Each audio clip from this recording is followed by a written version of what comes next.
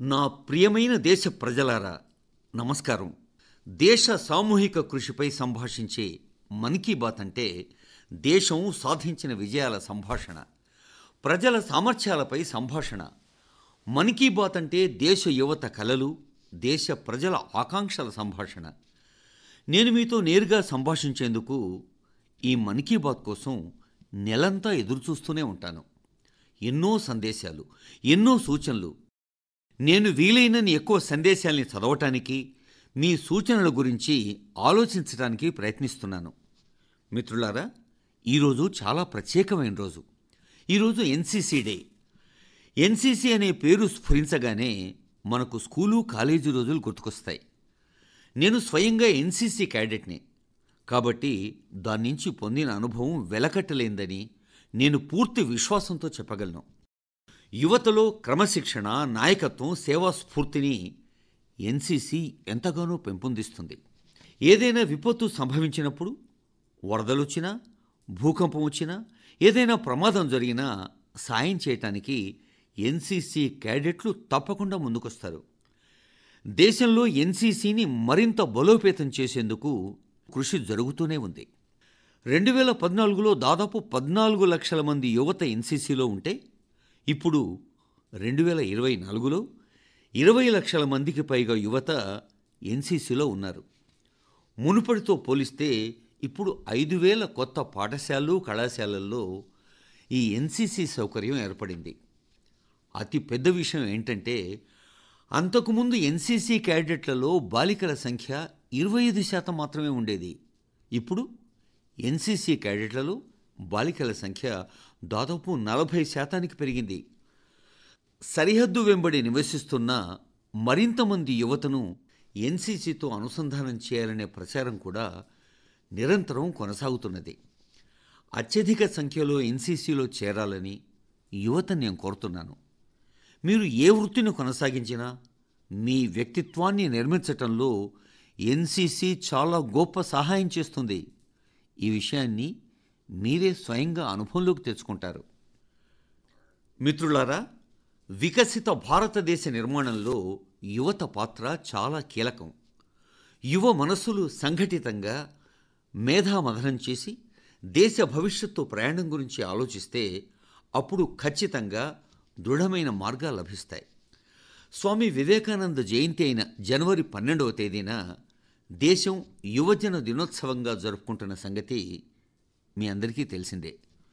వచ్చే ఏడాది స్వామి వివేకానంద 162వ జయంతి. ఈసారి చాలా ప్రత్యేకంగా జరుగుతుంది స్వామి వివేకానంద జయంతి. ఈ సందర్భంగా జనవరి 11, 12 తేదీల్లో ఢిల్లీలోని భారత్ మంటపంలో యువజన ఆలోచనల మహాకుంభమేళా జరుగుతుంది. ఈ కార్యక్రమానికి వికసిత భారత్ యంగ్ లీడర్స్ డైలాగ్ అని పేరు పెట్టారు. భారతదేశం నలుమూలల నుంచి కోట్లాది మంది యువత ఇందులో పాల్గొంటారు. గ్రామం, బ్లాక్, జిల్లా, రాష్ట్ర స్థాయిల్లో ఎంపికైన 2,000 మంది యువత భారత్ మంటపంలో ఈ అభివృద్ధి చెందిన భారతదేశ యువ నాయకుల సంభాషణ కోసం సమావేశమవుతారు.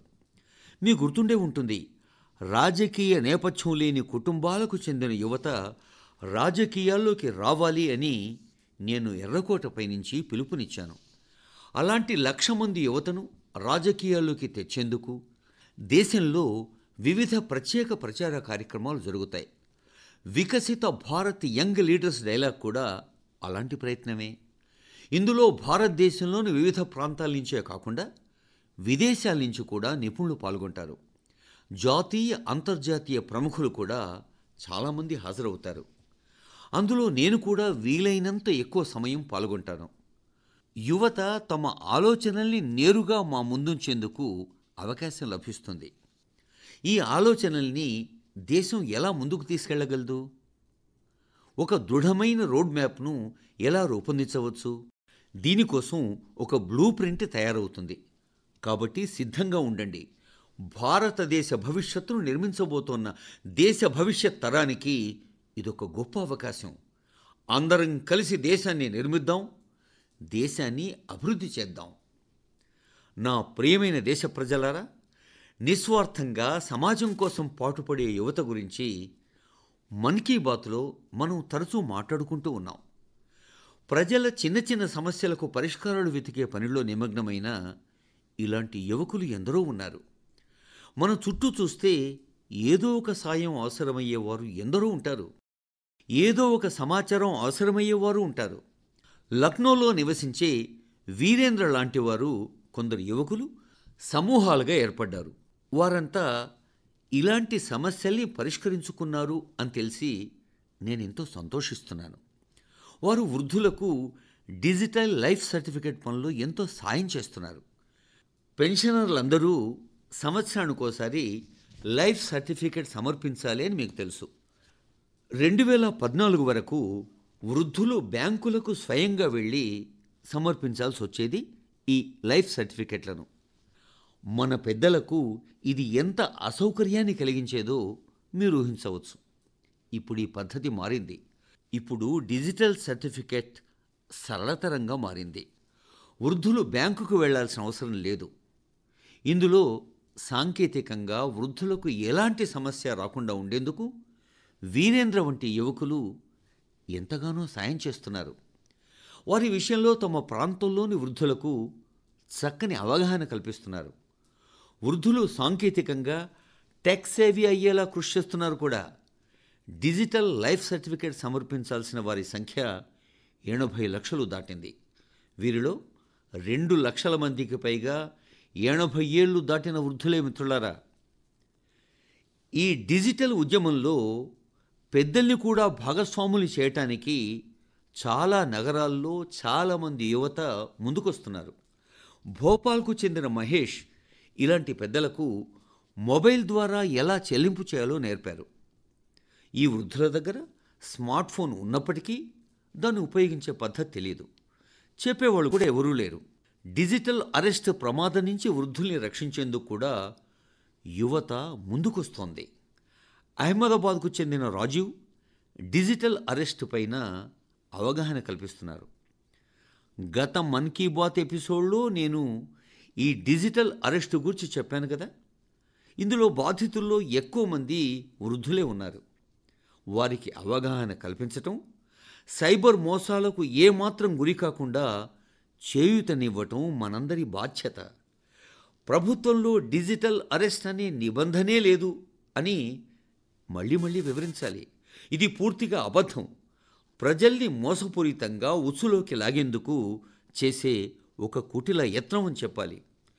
మన యువ స్నేహితులు పూర్తి నిబద్ధతతో ఈ పనిలో పాల్గొంటున్నందుకు, ఇతరులకు కూడా స్ఫూర్తిగా నిలుస్తున్నందుకు నాకెంతో సంతోషంగా ఉంది. నా ప్రియమైన దేశవాసులారా, ఈ రోజుల్లో పిల్లల చదువుకు సంబంధించి అనేక ప్రయోగాలు జరుగుతూ ఉన్నాయి. మన పిల్లల్లో సృజనాత్మకతను పెంచి పుస్తకాల మీద ప్రేమను పెంచటమే ఈ ప్రయత్నం. పుస్తకాలు మనుషులందరికీ అత్యంత ప్రాణ స్నేహితులు. ఈ స్నేహాన్ని బలోపేతం చేసేందుకు లైబ్రరీ కన్నా గొప్ప ప్రదేశం ఏముంటుంది? నేను చెన్నై నుంచి ఒక ఉదాహరణను మీతో పంచుకోవాలి అనుకుంటున్నాను. ఇక్కడ పిల్లల కోసం ఒక లైబ్రరీ సిద్ధమైంది. ఇది అభ్యాసానికి కేంద్రంగా, సృజనాత్మకతకు నిలయంగా మారింది. దీన్నే ప్రకృత అరివగం అంటారు. ఈ లైబ్రరీ ఆలోచన టెక్నాలజీ ప్రపంచంతో అనుబంధం ఉన్న శ్రీరామ్ గోపాలన్ గారిది. ఆయన విదేశాల్లో పనిచేస్తున్న సమయంలో ఈ తాజా సాంకేతిక ప్రపంచంతో అనుసంధానమయ్యారు. పిల్లల్లో అభ్యాసాన్ని పెంచటం, నేర్చుకోవటం పట్ల అభిరుచులు పెంపొందించటం గూర్చి ఆలోచిస్తూనే ఉన్నారు. భారతదేశానికి వచ్చిన తర్వాత ఆయన ఈ ప్రకృత అరివగం సిద్ధం చేశారు. ఇందులో 3000కు పైగా పుస్తకాలున్నాయి. పిల్లలు వీటిని చదివేందుకు పోటీ పడుతున్నారు. పుస్తకాలే కాకుండా ఈ లైబ్రరీలో జరిగే అనేక రకాల కార్యకలాపాలు కూడా పిల్లల్ని ఎంతగానో ఆకర్షిస్తున్నాయి. స్టోరీ టెల్లింగ్ సెషన్లు, ఆర్ట్ వర్క్షాపులు, మెమరీ ట్రైనింగ్ క్లాసులు, రోబోటిక్స్ పాఠాలు, పబ్లిక్ స్పీకింగ్, ఇలా ఏదైనా సరే ప్రతి ఒక్కరూ ఆస్వాదించేందుకు ఎన్నో విషయాలున్నాయి. మిత్రులారా, ఫుడ్ ఫర్ థాట్ ఫౌండేషన్ కూడా హైదరాబాదులో ఎన్నో అద్భుతమైన లైబ్రరీల్ని రూపొందించింది. వీలైనన్ని ఎక్కువ అంశాలకు సంబంధించిన పటిష్టమైన సమాచారంతో పిల్లలు పుస్తకాల్ని చదివేలా చేయటం కూడా వీరి ప్రయత్నంలో ఒక ముఖ్య భాగం. బీహార్ గోపాల్గంజ్లోని ప్రయోగ్ లైబ్రరీ గురించి సమీపంలోని చుట్టుపక్కల నగరాల్లో చర్చ మొదలైంది. ఈ గ్రంథాలయం నుంచి దాదాపు 12 గ్రామాలకు చెందిన యువత పుస్తకాలు చదివే సౌకర్యాన్ని పొందటం ఆరంభించారు. దీంతోపాటు చదువుకు అవసరమైన ఇతర సౌకర్యాన్ని కూడా గ్రంథాలయం కల్పిస్తున్నది. పోటీ పరీక్షలకు సిద్ధమయ్యే విద్యార్థులకు కూడా చాలా ఉపయోగకరంగా ఉండే లైబ్రరీలు ఉన్నాయి. ఈనాడు గ్రంథాలయాలు సమాజ సాధికారత కోసం బాగా ఉపయోగపడుతూ ఉండటం నిజంగా ఎంతో సంతోషకరం కదా. మీరు కూడా మీ పుస్తకాలతో స్నేహాన్ని పెంచుకోండి. మీ జీవితం ఎలా పరివర్తన చెందుతుందో మీరే చూడండి, అనుభవించండి. నా ప్రియమైన దేశ ప్రజలారా, నేను మొన్న రాత్రి దక్షిణ అమెరికాలోని గయానా నుంచి తిరిగొచ్చాను. భారతదేశానికి వేల కిలోమీటర్ల దూరంలో ఉన్న గయానాలో కూడా మినీ భారతదేశం ఉంది. దాదాపు 180 ఏళ్ల కిందట పొలాల్లో కూలీలుగా ఇతర అవసరాల కోసం భారతదేశం నుంచి ప్రజల్ని గయానాకు తీసుకెళ్లారు. నేడు గయానాలోని భారతీయ సంతతికి చెందిన ప్రజలు రాజకీయాలు, వ్యాపారం, విద్య, సంస్కృతి ఇలా ప్రతి రంగంలో గయానాకు నాయకత్వం వహిస్తున్నారు. గయానా అధ్యక్షులు డాక్టర్ ఇర్ఫాన్ అలీ కూడా భారతీయ సంతతికి చెందినవారు. ఆయన తన భారతీయ వారసత్వం గురించి గర్విస్తున్నారు. నేను గయానాలో ఉన్నప్పుడు నా మనసులో ఒక ఆలోచన వచ్చింది. ఆ ఆలోచనను నేను మన్ కీ బాత్లో మీతో ఇప్పుడు పంచుకుంటున్నాను. గయానా మాదిరిగా ప్రపంచంలోని డజన్ల కొద్ది దేశాల్లో లక్షలాది మంది మన భారతీయులు ఉన్నారు కదా. వారి పూర్వీకుల గాథలు కొన్ని దశాబ్దాల కిందవి, కొన్ని 200 నుంచి 300 సంవత్సరాల కిందటివి. వాళ్ళ స్వీయ గాథలు వాళ్లవే. వివిధ దేశాల్లో ప్రవాస భారతీయులు తమదైన బలమైన ముద్ర వేసిన గాథల్ని మీరు కనుగొనగలరా? అక్కడి స్వాతంత్ర పోరాటాల్లో ఎలా పాల్గొన్నారు? వారు తమ భారతీయ వారసత్వాన్ని ఎలా సజీవంగా ఉంచుకున్నారు? ఇలాంటి విషయాలపై మీరు నిజమైన చరిత్రను తెలుసుకొని వాటిని మాతో పంచుకోవాలి అని నా కోరిక. మీరీ కథనాల్ని నమో యాప్లో లేదా మైగవ్లో #ఇండియన్ డయాస్పోరా స్టోరీస్ అనే హ్యాష్ట్యాగ్తోనైనా ఎలాగైనా పంచుకోవచ్చు. మిత్రులారా, ఒమన్లో జరుగుతున్న ఒక వినూత్నమైన ప్రాజెక్టు కూడా మీకెంతో ఆసక్తిదాయకంగా అనిపిస్తుంది.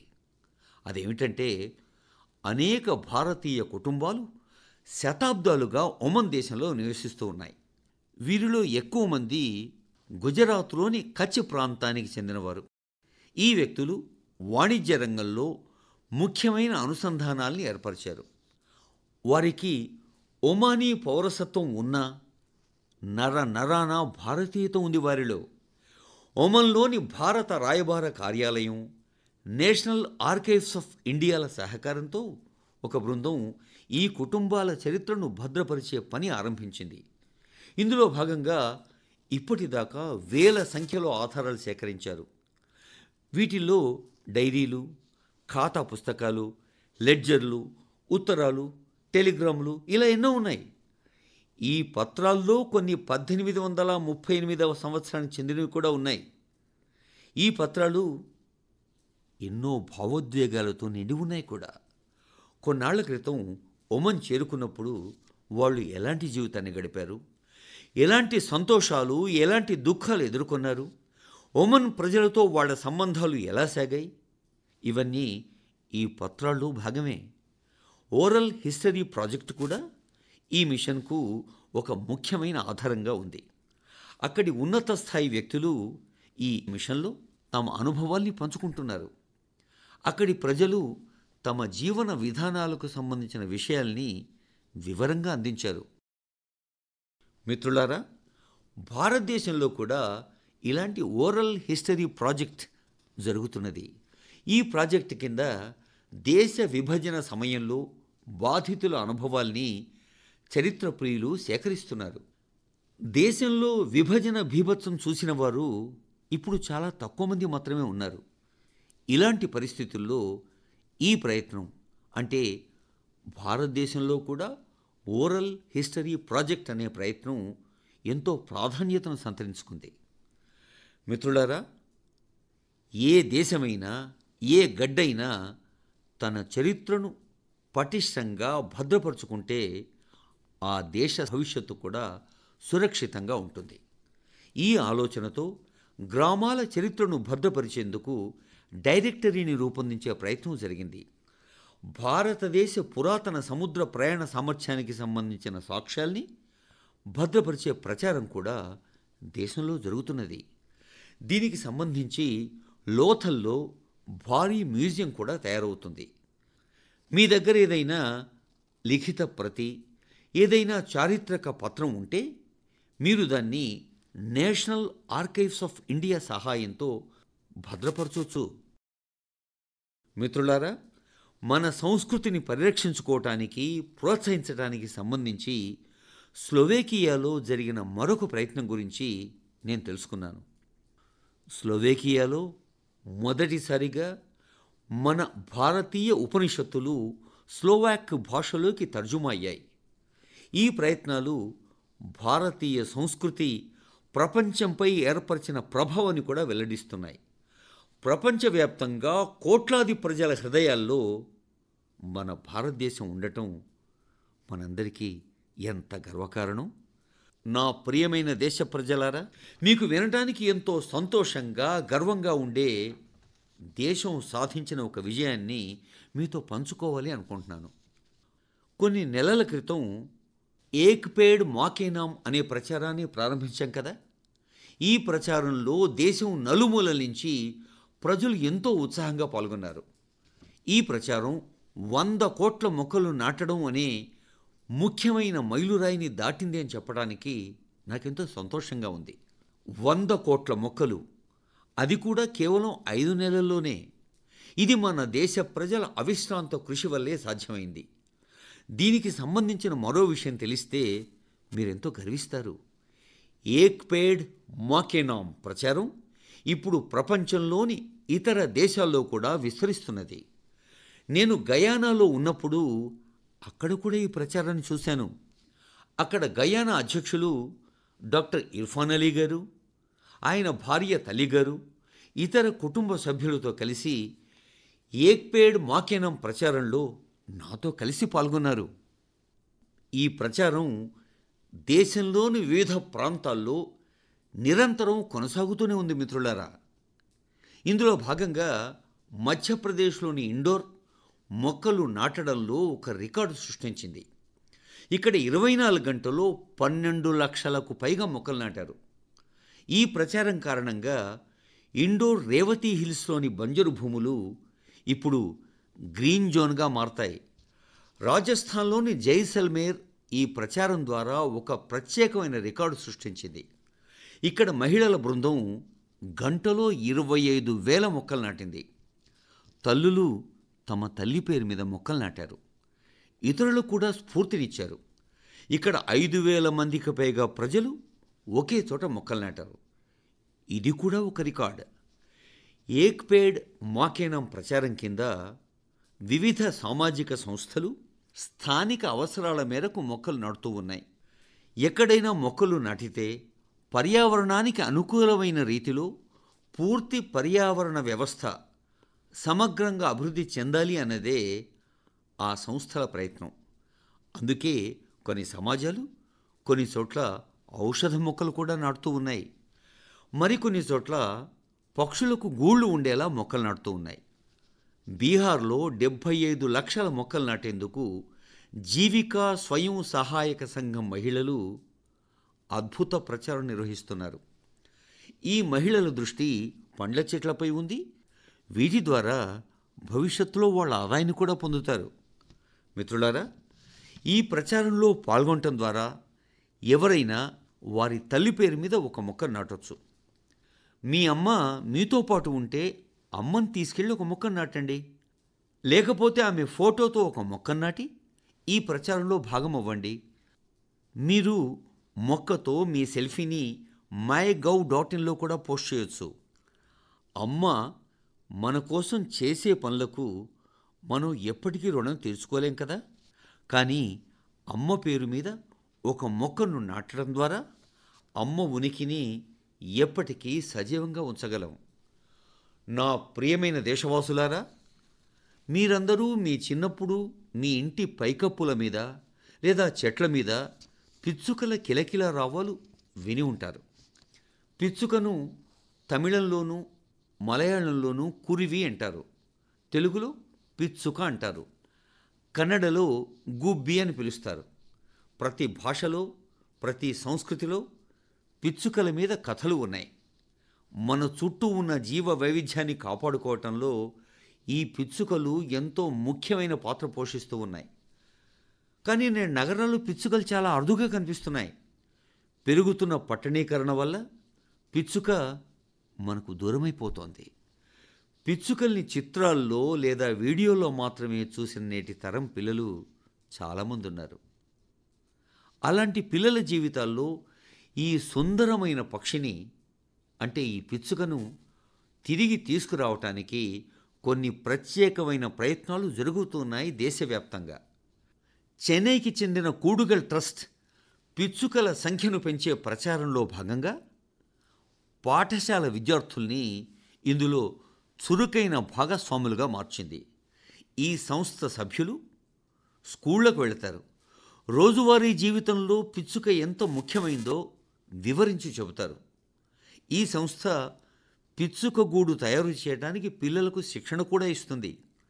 దీనికోసం ఈ సంస్థ సభ్యులు చిన్న చెక్కగూడు తయారు చేయటం పిల్లలకు నేర్పించారు. ఇందులో పిచ్చుకలు బస చేసి తినేందుకు ఏర్పాట్లు కూడా చేశారు. ఇవి ఏదైనా ఒక భవంతి బయటి గోడ మీద లేదా చెట్టు మీద అమర్చేందుకు సులభంగా పనికొచ్చే గూళ్ళు. ఈ ప్రచారంలో పిల్లలు ఎంతో ఉత్సాహంగా పాల్గొంటున్నారు. పెద్ద సంఖ్యలో పిచ్చుకలకు గూళ్ళు కూడా తయారు చేస్తున్నారు. గత 4 ఏళ్లలో ఈ సంస్థ పిచ్చుకల కోసం 10,000 గూళ్లను సిద్ధం చేసింది. కూడుగల్ ట్రస్ట్ చొరవతో చుట్టుపక్కల ప్రాంతాల్లో పిచ్చుకల సంఖ్య పెరగటం ఆరంభమైంది. మీరు కూడా మీ చుట్టూ ఇలాంటి ప్రయత్నాలు చేయండి. పిచ్చుకలు మళ్ళీ మన జీవితంలో ఒక భాగమవుతాయి కదా. మిత్రులారా, కర్ణాటకలోని మైసూరులో ఒక సంస్థ పిల్లల కోసం ఎర్లీ బర్డ్ అనే పేరిట ఒక అద్భుతమైన ప్రచారాన్ని ఆరంభించింది. ఈ సంస్థ పిల్లలకు పక్షుల గురించి చెప్పేందుకు ప్రత్యేక లైబ్రరీని కూడా నడుపుతోంది. ఇదొకటే కాదు, ప్రకృతి పట్ల పిల్లల్లో బాధ్యతాయుతమైన తత్వాన్ని పెంపొందించేందుకు నేచర్ ఎడ్యుకేషన్ కిట్ సిద్ధం చేసింది. ఈ నేచర్ ఎడ్యుకేషన్ కిట్లో పిల్లల కోసం కథల పుస్తకాలు ఉంటాయి, గేమ్లు ఉంటాయి, యాక్టివిటీ షీట్లు ఉంటాయి, ఇంకా జిగ్సా పజిళ్ళు ఉన్నాయి. ఈ సంస్థ నగరాల పిల్లల్ని గ్రామాలకు తీసుకెళ్తుంది. అక్కడ పక్షుల గురించి కథలు చెబుతుంది. ఈ సంస్థ కృషి వల్ల పిల్లలు అనేక రకాల పక్షుల్ని గుర్తించడం ఆరంభించారు. మన్ కీ బాత్ శ్రోతలు కూడా అలాంటి ప్రయత్నాల ద్వారా పిల్లల్లో తమ పరిసరాల్ని చూసి ప్రకృతిని బాగా అర్థం చేసుకునే విభిన్న మార్గాల్ని అభివృద్ధి చేయొచ్చు కదా. నా ప్రియమైన దేశ ప్రజలారా, ఎవరైనా ప్రభుత్వ కార్యాలయం అని చెప్పగానే మీ మనసుల్లో ఫైళ్ల కుప్పల చిత్రం రావటం మీరు గమనించే ఉంటారు. మీరు సినిమాల్లో కూడా ఇలాంటివి చూసుండొచ్చు. ప్రభుత్వ కార్యాలయాల్లో ఈ ఫైళ్ల కుప్పల మీద ఎన్నెన్నో జోకులు, ఎన్నెన్నో కథలు. ఏళ్ల తరబడి ఆఫీసులో పడి ఉండే ఈ ఫైళ్లు దుమ్ముతో నిండిపోతాయి. అక్కడ మురికిగా మారటం. దశాబ్దాల నాటి ఫైళ్లు, చెత్త తొలగించేందుకు ప్రత్యేక పరిశుభ్రత కార్యక్రమాన్ని చేపట్టారు. ఈ ప్రచారం ప్రభుత్వ శాఖల్లో అద్భుతమైన ఫలితాలు ఇచ్చింది అని తెలిస్తే మీరు సంతోషిస్తారు. పరిశుభ్రత కారణంగా కార్యాలయాల్లో చాలా స్థలం ఖాళీ అయ్యింది. దీంతో ఆఫీసులో పనిచేసే వాళ్ళలో కూడా ఒక సొంత భావన, అంటే ఒక ఓనర్షిప్ ఫీలింగ్ వచ్చింది.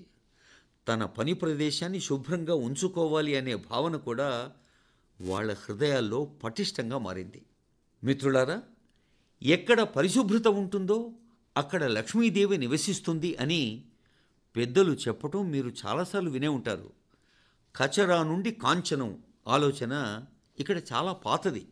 దేశంలోని అనేక ప్రాంతాల్లో యువతరం పనికిరాని వస్తువులను ఉపయోగించి, అంటే వ్యర్థాల నుండి బంగారం తయారు చేస్తోంది. వారు రకరకాల ఆవిష్కరణలు చేస్తున్నారు. దీని ద్వారా డబ్బు కూడా సంపాదిస్తున్నారు. ఉపాధి మార్గాల్ని అభివృద్ధి చేస్తున్నారు. ఈ యువత తమ ప్రయత్నాల ద్వారా ఒక స్థిరమైన జీవన శైలిని కూడా ప్రోత్సహిస్తోంది. ఆ ఫలితం సమాజంలో విస్తరిస్తోంది. ముంబైకి చెందిన ఇద్దరు అమ్మాయిలు అద్భుత ప్రయత్నం చేస్తున్నారు. ఇది నిజంగా స్ఫూర్తిదాయకం. అక్షర, ప్రకృతి అనే ఇద్దరు అమ్మాయిలు వ్యర్థాలతో ఫ్యాషన్ వస్తువులను తయారు చేస్తున్నారు. బట్టలు కత్తిరించేటప్పుడు, కుట్టేటప్పుడు బయటకొచ్చే బట్ట ముక్కలు ఉంటాయి కదా, వాటిని మనం పనికిరానివిగా భావించి పాడేస్తుంటాం. కానీ అక్షర, ప్రకృతి బృందం ఆ దుస్తుల వ్యర్థాలని సేకరిస్తుంది, ఫ్యాషన్ ఉత్పత్తులుగా మారుస్తుంది.